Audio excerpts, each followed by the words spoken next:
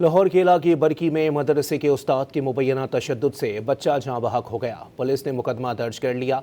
अहल खाना के मुताबिक बहावल नगर का रिहायशी 12 साला अली हैदर लाहौर के मदरसे में ज़ेर तालीम था। उस्ताद ने बच्चे को ख़त्म शरीफ में ना पहुँचने पर तशद्दुद का निशाना बनाया।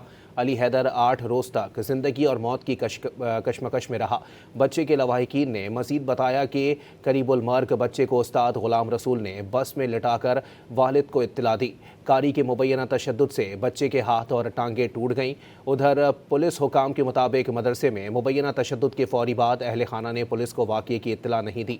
वालिदैन ज़ख्मी बच्चे अली हैदर को इलाज के लिए आबाई इलाके बहावल नगर ले गए। अहल खाना बच्चे का अपने तौर पर इलाज कराते रहे। लाहौर केला की बरकी में मदरसे के उस्ताद की मुबैना तशद्दुद से बच्चा जहाँ बहक हो गया। पुलिस ने मुकदमा दर्ज कर लिया। अहल खाना के मुताबिक बहावल नगर का रिहायशी 12 साला अली हैदर लाहौर के मदरसे में ज़ेर तालीम था। उस्ताद ने बच्चे को ख़त्म शरीफ में ना पहुँचने पर तशद्दुद का निशाना बनाया।